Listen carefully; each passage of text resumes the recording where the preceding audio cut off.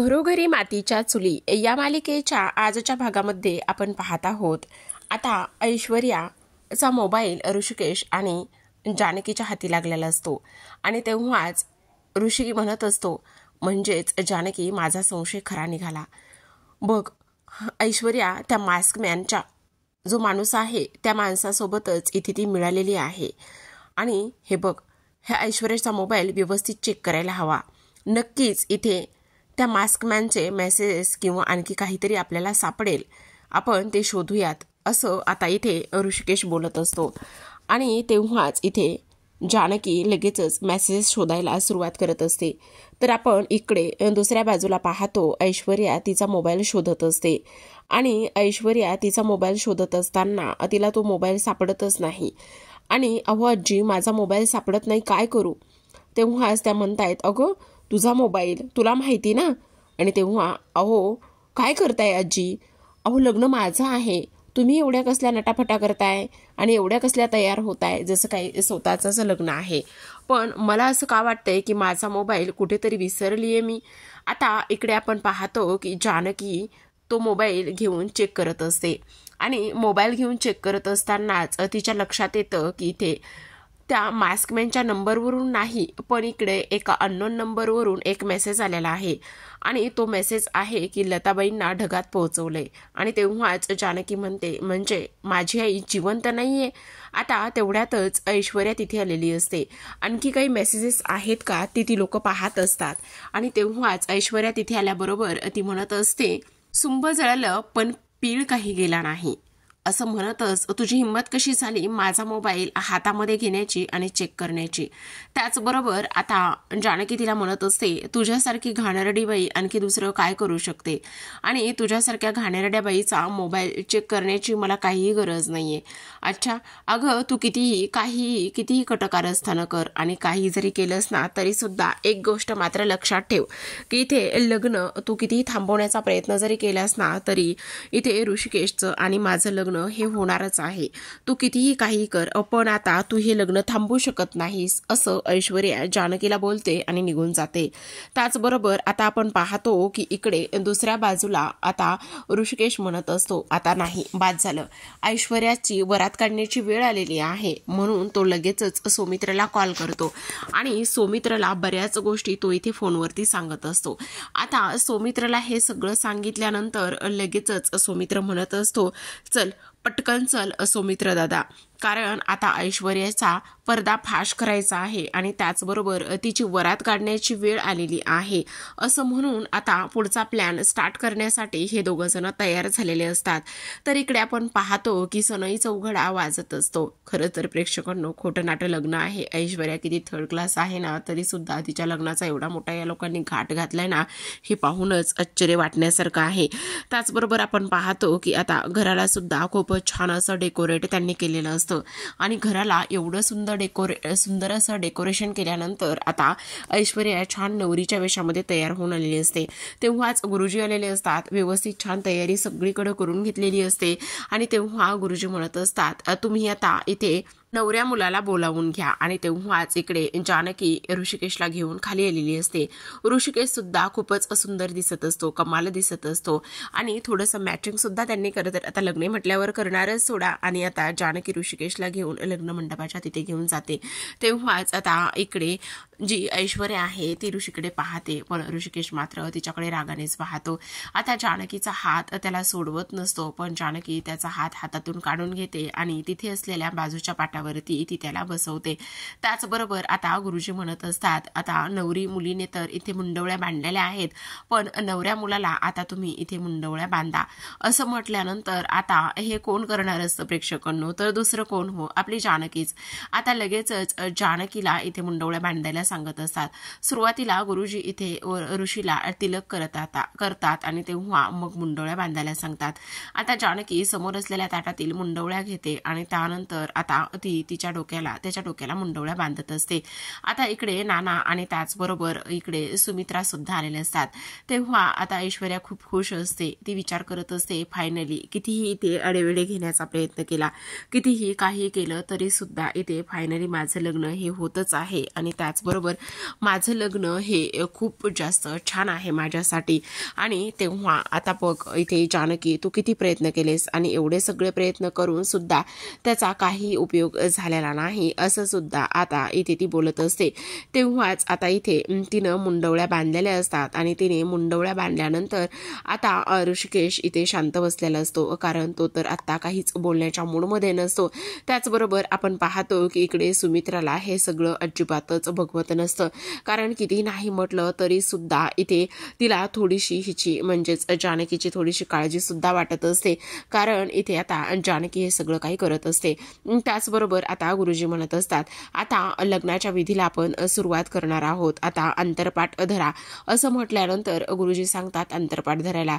तर इकडे नानांनी अंतरपाठ धरलेला असतो आणि तेव्हा आता इथे ऐश्वर्या मनामध्येच विचार करते, किती नाही म्हटलं तरी सुद्धा इथे मात्र एक गोष्ट झालेली आहे की इथे तुम्ही लोकांनी हे लग्न थांबवण्याचा किती प्रयत्न केला. फायनली माझं आणि ऋषिकेशचं लग्न इथे होत आहे. फायनली ह्या सगळ्या गोष्टी इथे होत आहेत आणि ह्याचा सगळ्यात जास्त मला आनंद आहे. असं म्हणूनच आता मंगलाष्टक होतात आणि मंगलाष्टक झाल्यानंतर इथे अंतरपाठ बाजूला केला जातो. ती म्हणत असते, फायनली मी इथे आता ऋषिकेशची होत आहे. तर जेव्हाच अंतरपाठ जो आहे तो बाजूला करण्यात येतो आणि अंतरपाठ इथे बाजूला केल्यानंतर आपण पाहतो की आता इकडे ऐश्वर्याच्या समोर इथे ऋषिकेश नसतो. ती जेव्हाच वरमाला घेऊन घालायला ऋषिकेशच्या गळ्याकडे घालायला जाते तेव्हा मात्र समोर तिला इथे ऋषी नाही तर इकडे सारंग दिसतो. आणि तेव्हा सारंग दिसल्याबरोबर तिच्या हातामध्ये असलेली वरमाळा एव्हाना तर खाली पडलेली असते, अक्षरशः 2 पावलं मागे जाते आणि घाबरलेली असते. तर लगेचच ती म्हणत असते, सारंग तुम्ही, आणि ती बाजूला उभे असलेल्या नानांकडे जाते आणि म्हणत असते, नाना तुम्हाला सारंग दिसतायत? हे बघा ना, सारंग इथे उभे आहेत. तुम्हा सगळ्यांना इथे जमलेल्या सगळ्यांना ती विचारते की नाना तुम्हाला सारंग दिसतायत, आजी तुम्हाला सारंग दिसतायत का? आणि ऐश्वर्याला अक्षरशः वेळ लागण्याचीच वेळ आलेली असते. तिच्या मैत्रिणी तर आवाजूनच तिच्याकडे पाहत असतात. त्या दोघींना सुद्धा थोडंसं टेन्शनच आलेलं असतं की आता ऐश्वर्याचं काय होणार आहे. आणि सारंग तुम्ही आहात सारंग.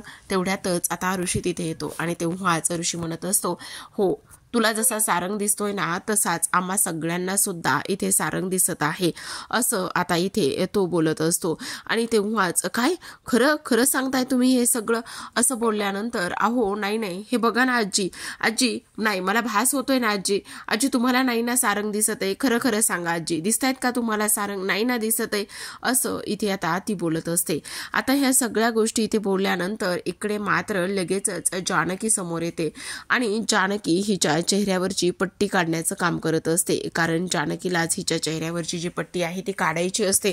नाही आई बघा ना, तुम्ही बघा ना, इथे सारंग आहेत, म्हणजे सारंग मला दिसत आहेत, म्हणजे सारंग जिवंत आहेत. तेव्हाच आता जानकी म्हणते, अगं ऐश्वर्या तुला जसे सारंग दिसत आहेत ना तसे आम्हा सगळ्यांना सारंग दिसत आहेत. तू एक काम कर ना, जसे आम्हाला सारंग दिसत आहेत ना तसेच तू तुझ्या आजींना विचार ना तुला सारंग दिसत आहेत का म्हणून. तेव्हा ती म्हणत असते, आजी काय हो तुम्हाला सारंग दिसत आहेत का असं म्हटल्यानंतर आता लगेचच आजी म्हणत असतात, हो गो गुंडे तुला जसा सारंग दिसतोय ना अगदी तसाच मला सुद्धा सारंग दिसत आहे, म्हणजे सारंग जिवंत आहे. आता लगेचच ऐश्वर्या म्हणते, हो सारंग जिवंत आहेत, सारंग तुम्ही जिवंत आहात? तेव्हा जानकी म्हणते, हो ग गुंडे, अगं सारंग भाऊजी जिवंतच आहेत. तेव्हाच आजी म्हणतात, हो ऐश्वर्या इथे सारंग जिवंत आहे आणि मला सुद्धा तो दिसतोय. आता ऐश्वर्याची तर चांगलीच धांदल उडालेली असते, म्हणून प्रेक्षकांनो ह्याला विचारते त्याला विचारते, हे करते ते करते, आजीकडे बघूनच सारंगच्या बाजूला हात करते आणि विचारत असते, आजी खरं सांगा तुम्ही माझ्या बाजूने आहात ना, मग खरं सांगा सारंग जिवंत आहेत का, तुम्हाला सारंग दिसत आहेत का? आता सरते शेवटी आजी सुद्धा म्हटलेले असतात, हो सारंग जिवंत आहे आणि तो मला सुद्धा दिसत आहे.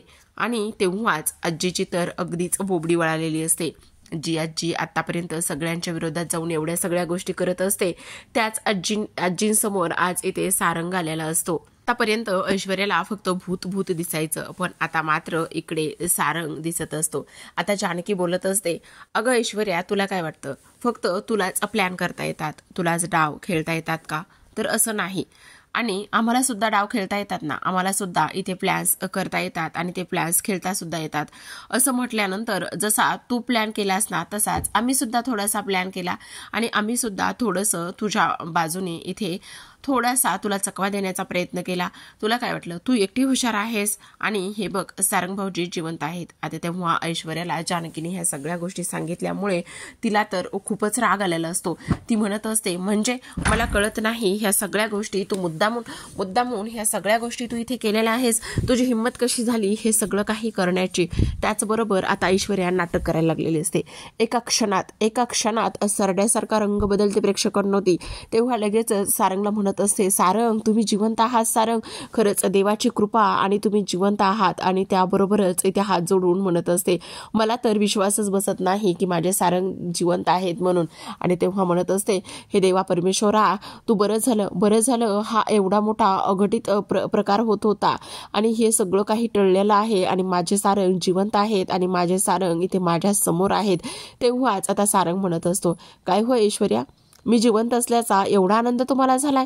तेव्हा ऐश्वर्या म्हणत असते, का नाही होणार सारंग, तुम्ही जिवंत असलेला आनंद मला नक्कीच झालेला आहे आणि खूप झालेला आहे. तुम्हाला काय सांगू सारंग, जेव्हापासून तुम्ही गेलात ना तेव्हापासून माझी अवस्था कशी झाली होती आणि एवढं प्रेम आहे माझं तुमच्यावर की काही विचारू नका. त्यामुळे तुम्ही आल्याचा मला खूप आनंद झालाय.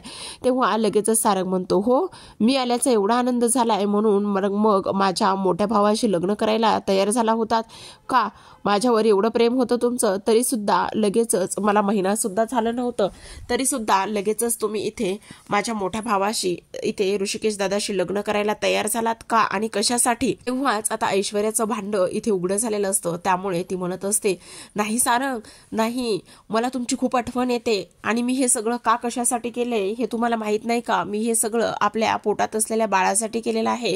कारण इथे तुम्ही किती प्रेम करायचात माझ्यावर, आपल्या बाळावर, म्हणूनच मला सुद्धा असं वाटलं की आपल्या बाळावर प्रेम करणारं माणूस एखादं तरी असावं आणि ते सुद्धा आपल्या बाळावर भरभरून बापाचं प्रेम देईल. आणि म्हणून मी ह्या सगळ्या गोष्टी केल्या, म्हणून मी ते हा लग्नाचा घाट घातला. आणि तेव्हाच आता सारंग म्हणत असतो, बस कर ऐश्वर्या, बस कर, किती खालच्या थराला जाऊन बोलशील? अगं तुझ्यासारख्या घाणेरड्या बाईवर प्रेम केलंय मी आणि त्याचा पश्चाताप मला होतोय. अगं हे सगळं बंद कर, कसलं बाळ आणि कसलं काय, तू मला फसवलंयस. आणि तेव्हाच ऐश्वर्या म्हणत असते, नाही हा सारंग, तुम्ही ह्या सगळ्या लोकांचं अजिबात ऐकू नका. ह्या सगळ्या लोकांनी तुम्हाला भरवलंय ना, तुम्हाला माझ्या विरोधात बऱ्याच गोष्टी सांगितल्यात ना, ह्या लोकांचं अजिबात तुम्ही ऐकू नका. हा सारंग, तुम्ही विश्वास ठेवू नका ह्या लोकांवरती. तुम्ही गेल्यापासून मी तुम्हाला खूप मिस केलंय, मला तुमची खूप आठवण येत होती सारंग. तेव्हाच आता सारंग चिडतो आणि म्हणत असतो, अगं किती घाणेरडी आहेस तू, किती घाणेरडी, तुझ्यासारख्या बाईवर प्रेम करून मला पश्चाताप होतोय. आणि त्याचबरोबर इथे का केलंस तू असं, हे सगळं का केलंस? अगं ह्या सगळ्या घरच्यांच्या विरोधात जाऊन मी तुझी साथ देत होतो, तरी सुद्धा तू माझ्या विरोधात गेलीस आणि मला फसवलेला आहेस. मी इथे माझ्या दादा आणि बहिणीच्या विरोधात गेलो, त्यांच्याशी अबोला धरला. त्याचबरोबर इथे माझ्या आईवडिलांना मी किती त्रास दिलेला आहे. हे सगळं मी कोणासाठी केलंय ग ऐश्वर्या, कोणासाठी केलंय? आतापर्यंत जो सारंग ऐश्वर्याचा आदर करायचा, तिला अवजावं करायचा, तो सारंग आज तिला अक्षरशः आरेतुऱ्यावर येऊन पोहोचलेला असतो आणि म्हणत असतो, का केलंस माझ्या प्रेमाचा गैरफायदा घेतलायस तू? माझी चूक झाली तुझ्यासारख्या बाईवर इथे प्रेम करून. अगं ह्या सगळ्या लोकांच्या विरोधात गेलो. ही जर आज सगळी लोक माझ्या बाजूने नसती ना, तर मी कधीच आत्महत्या करण्याचा प्रयत्न केला असता. जेव्हा तुम्हाला हे सगळं मी ऐकलं ना, तेव्हा असं वाटलं की माझं आयुष्य संपून टाकावं. तेव्हाच आता इकडे सुमित्रा म्हणत असते, वेडा आहेस का सारंग, तुला असं का वाटलं आम्ही सगळे तुझ्या बाजूने नाही म्हणून? अरे आम्ही नेहमीच तुझ्या आहोत आणि नेहमीच कायम तुझेच राहणार आहोत. तेव्हाच आता ऐश्वर्या म्हणते, नाही सारंग, तुम्हाला काहीतरी गैरसमज होतोय, तुम्ही असं का बोलताय, मला नाही कळत आहे. ह्या जानकीने तुम्हाला नक्कीच काहीतरी भरवलंय. आई सांगा ना, तुम्ही यांना सांगा ना प्लीज. सारंग प्लीज, तुम्ही हे बघा असा विचार करू नका. खरंच मी तुम्हाला काहीच फसवलेलं नाहीये किंवा मी कुठल्याही गोष्टीचा इथे वेगळा विचार नाही केलेला. प्लीज तुम्ही असं का विचार करताय, मला नाही कळत आहे. आता इकडे सारंग म्हणत असतो, बस कर ऐश्वर्या, बस कर, किती आणि काय काय बोलणार आहेस? अगं तुझी एवढं सगळं बोलण्याची हिंमत तरी कशी होती आणि ह्या एवढ्या सगळ्या खालच्या थराला तू जातेस तरी कशी? असं इथे आता तो बोलत असतो. त्याचबरोबर सारंग म्हणत असतो, तुला काय वाटलं, कसला बाप, अगं तू आई होणार नाहीयेस, तू प्रेग्नेंट नाहीयेस ऐश्वर्या, अगं तू मला खोटं बोललीयस. आणि तेव्हा ऐश्वर्या म्हणते, काय काय करताय सारंग, तुम्ही असं नका करू, ह्या सगळ्या गोष्टी तुम्ही अशा पद्धतीने नका बोलू, तुम्ही काहीतरी चुकीचा विचार करताय. हे बघा असं काही नाहीये, तुम्हाला मी सांगते ना, मला माझा पूर्ण विश्वास आहे. तेव्हा सारंग म्हणतो, बस कर ऐश्वर्या, बस कर, विचार ह्या तुझ्या मैत्रिणीला तू प्रेग्नेंट आहेस की नाही. आणि मी माझ्या कानाने ऐकलंय ऐश्वर्या, तू जेव्हा ह्या मैत्रिणीसोबत दारू पिऊन बोलत होतीस ना की तू प्रेग्नेंट नाहीयेस, आणि मी तेव्हा सगळं काही ऐकलेलं आहे जेव्हा त्या हॉटेलमध्ये. तेव्हाच इथे ऐश्वर्या म्हणत असते, काय म्हणजे ऐश्वर्याला सुद्धा तिचं ते बोलणं आठवत असतं आणि कशा पद्धतीने तिने सांगितलं होतं, अगं मी प्रेग्नेंट नाहीये, आणि मी कसली प्रेग्नेंट आहे, आणि मला कुठे इच्छा आहे त्या सारंगसोबत आणि त्याचबरोबर त्या बुटक्या वांग्यासोबत आयुष्य घालवायचं, हे सगळं बोललेली ऐश्वर्याला ते सगळं आठवत असतं. तेव्हा सारंग अक्षरशः चकित झालेला असतो. तो विचार करत असतो, काय काय सांगतेस काय. आणि तेव्हा इथे सारंग म्हणतो, अगं तुझे सगळे कारनामे इथे माझ्या समोर आलेले आहेत आणि तू अशा पद्धतीने वागलेली आहेस ना, त्यामुळे मी तुझ्यावर कधीच विश्वास ठेवणार नाही. आणि तेव्हा इथे तुझं सगळं भांड आणि सगळं पितळ उघडं पडलेलं आहे, समजलं. आतापर्यंत जी ऐश्वर्या इथे समजावून सांगण्याचा प्रयत्न करत होती, किंवा आतापर्यंत जी ऐश्वर्या इथे सारंगला हे सगळं काही बोलण्याचा प्रयत्न करत होती, तीच ऐश्वर्या मात्र आता इथे शांत बसलेली असते. म्हणजे प्रेक्षकांनो बघा कशा पद्धतीने आता इकडे ऐश्वर्याचं पितळ सारंगने उघडं केलेलं असतं, आणि सारंगने हे सगळं सत्य सांगितल्यानंतर आता ऐश्वर्याकडे कुठलाच बोलण्यासाठी पर्याय शिल्लक राहिलेला नसतो. आणि तेव्हा सारंग म्हणत असतो, तुला काय वाटलं ऐश्वर्या, तू मला फसवशील आणि ह्या सगळ्या गोष्टी तू अशा पद्धतीने करशील, तर असं होणं शक्यच नाही, समजलं तुला. तुला वाटलं की तू मला फसवतेस आणि तुला वाटलं ह्या सगळ्या गोष्टी मी ह्या पद्धतीने करते, तर ते होणं शक्यच नाहीये. अगं तू मला फसवलेस, त्याचबरोबर हे सगळं का आणि कशासाठी केलेलं आहेस तू, तर हे सगळं तू फक्त आणि फक्त इथे प्रॉपर्टीसाठी केलेस. अगं तुझी हिंमत कशी झाली ह्या सगळ्या गोष्टी इथे करण्याची, त्याचबरोबर मला फसवलेस आणि माझ्या फॅमिलीला सुद्धा तू इथे फसवलेला आहेस, का केलंयस तू असं हे सगळं, असं इथे आता ती बोलत असते. तेव्हा आता इकडे मात्र ऐश्वर्या सुमित्राकडे जाते आणि सुमित्राकडे गेल्यानंतर ती म्हणत असते, नाही आई तुम्हाला काहीतरी चुकीचा गैरसमज होतोय, मी असं काही नाही केलेलं. आता तेव्हाच सुमित्रा म्हणत असते, बस कर ऐश्वर्या, बस कर, मला हे सगळं अगोदरच माहिती आहे. आणि तेव्हा हे सगळं तुम्हाला माहिती आहे म्हणजे, हो मला हे सगळं माहिती आहे, सारंग जिवंत आहे हे माहिती आहे, तू प्रेग्नेंट नाहीयेस हे सुद्धा माहिती आहे. अगं किती आणि किती खालच्या थराला जाऊन तू ह्या सगळ्या गोष्टी केल्यास, तुला कळतंय का. त्याचबरोबर तू आम्हाला फसवलंयस, एवढी कशी ग, अगं बाई म्हणून घ्यायच्या नावाचे तुझी लायकी नाहीये, तू एक स्त्री म्हणण्याच्या सुद्धा नावाला तू कलंक आहेस, कलंक, असं सुमित्रा बोलत असते. इथे खरं तर प्रेक्षकांना सगळ्यांचा एवढा मनस्ताप झालेला असतो, म्हणून विचारू नका. बापरे, सारंगने तर इथे एवढं धुतलेली असते ऐश्वर्याना, तर तिची बोबडीच वळालेली असते. जेव्हा इथे तिला कळतं की आता सुमित्राला, म्हणजे घरातील प्रत्येकाला हे माहिती होतं, फक्त मलाच माहिती नव्हतं, म्हणजे ह्या लोकांनी मला अंधारात ठेवलं, एवढं सगळं काही कटकारस्थान ही लोक माझ्या विरोधात करत होती आणि तरी सुद्धा मला काहीही कुठल्याही गोष्टीची कल्पना नव्हती, असं ऐश्वर्या म्हणत असते.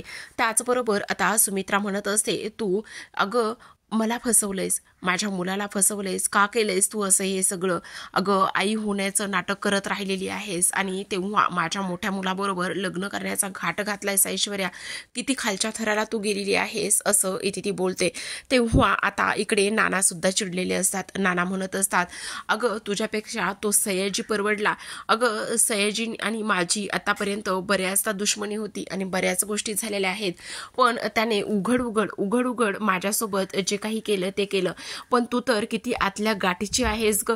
अगं हे सगळं कशासाठी केलंयस तू ऐश्वर्या, प्रॉपर्टीसाठी, हे सगळ्या गोष्टी तू प्रॉपर्टीसाठी केलेल्या आहेस, अगं का. आणि ऐश्वर्या मला हे सुद्धा माहिती आहे की प्रॉपर्टी पेपर तू खोटे बनवलेस आणि त्याचबरोबर खोट्या सह्या, म्हणजे सगळी प्रॉपर्टी इथे तू एकटीच्या नावावर करून घ्यायला निघाली होतीस, हे सुद्धा मला माहिती आहे. त्यामुळे उगाचच आता नाही त्या गोष्टी इथे बोलू नकोस आणि नाही त्या गोष्टी इथे बोलून मला इथे तुझ्या बाजूनी वळवण्याचा अजिबातच इथे तू प्रयत्न करू नकोस, समजलं. आता नाना खूपच खडसावतात ऐश्वर्याला, कारण ऐश्वर्या हे सयाजी काकांची मुलगी आहे आणि त्याचबरोबर ती सयाजीची मुलगी असून ही त्याच थराला आणि त्याच खालच्या पद्धतीने वागणार आहे हे त्यांना समजलेलं असतं. त्याचबरोबर आता इकडे ती एका गोष्टीचा विचार करत असते की इथे ह्या पद्धतीने हे व्हायला नको होतं. पण आता नाना म्हणत असतात, अगं सया आणि मी मित्र, पण इथे तुला एक गोष्ट सांगू, आमची मैत्री आणि आमच्या मैत्रीतलं भांडण हे फार काळ लपून राहिलं नाही किंवा ह्या सगळ्या गोष्टी अशा झाल्या नाहीये. तुला सांगतो, तुला एक गोष्ट सांगू का ऐश्वर्या, किती नीच आहेस तू. माझं आणि त्याचबरोबर सयाजीचं कधी पटलं नाहीये फारसं, पण आमची उघड उघड भांडणं असायची. तुझ्यासारखी आतल्या गाठीची आणि एवढी मूर्ख स्त्री आतापर्यंत आम्ही कधीच बघितली नाही. त्यामुळे तुला आमच्या या घरामध्ये राहायला अजिबातच जागा नाही, समजलं तुला. तर आता प्रेक्षकांनो, आजच्या भागामध्ये एवढंच. उद्याचा भाग पाहायचा असेल तर नक्की चॅनलला सबस्क्राईब करा, कारण प्रेक्षकांनो उद्याच्या भागामध्ये आपण पाहत आहोत की आता इकडे जानकी म्हणत असते, तू आमचं रणदिवे कुटुंब हे घर तोडण्यासाठी आली होतीस ना, तर मग आता बघ मीच तुला कशी तोडते ते, घे काठी आणि खेळ माझ्यासोबत. असं म्हणूनच तिच्या हातात एक काठी आणि जानकीच्या हातात एक काठी असते आणि तेव्हाच जानकी तिला अक्षरशः त्या काठीने बेदम मारतच रणदिवेंच्या कुटुंबातून घराबाहेर काढत असते. बघा ना प्रेक्षकांनो, एवढं सगळं होऊन, एवढं सगळ्या गोष्टी तिच्या समोर येऊन सुद्धा तिला काहीही फरक नाहीये पडला किंवा तिला काहीही वाटलं नाहीये. खरंच कमाल आहे ह्या सगळ्या गोष्टींची. आणि तेव्हा तरी सुद्धा एवढं सगळं होऊन सुद्धा ती ते जानकी बरोबर ह्या सगळ्या गोष्टी ते करतच आहे. जानकी बरोबर हे सगळं ती ते खेळतच आहे. खरंच ह्या सगळ्या गोष्टींची अगदीच कमाल आहे. त्याचबरोबर आपण पाहतो की आता जानकी म्हणत असे, काही गरज नाही ह्या सगळ्या गोष्टीची. आणि तेव्हा इथे ती हे सगळं काही बोलल्यानंतर तिला आता जानकी धक्के मारतच तिथून बाहेर हाकलत असते आणि तू आमच्या घरामध्ये राहण्याच्या लायकीची नाहीये, समजलं, चालती हो ऐश्वर्या इथून. असं म्हणून आता इकडे ऐश्वर्याला धक्के मारतच जानकीने हक्कलपट्टी केलेली असते. तिला धक्के मारतच घराच्या बाहेर काढलेलं असतं. जानकी म्हणत असते, तुझी जागा इथेच आहे ऐश्वर्या, तुला या आमच्या घरामध्ये रणदिवे कुटुंबामध्ये कसलीही जागा नाहीये, चल चालती हो. असं म्हणून धक्के मारतच आता इकडे जानकीने ऐश्वर्याची हकलपट्टी केलेली असते. तर प्रेक्षकांनो, कसा वाटला एपिसोड? मस्त ना, कारण फायनली इथे आता ऐश्वर्याला घराच्या बाहेर रणदिव्यांनी काढलेलं असतं. त्यामुळे आता इंटरेस्टिंग असे अपडेट पुन्हा पुढील भागामध्ये पाहायला मिळणार आहे.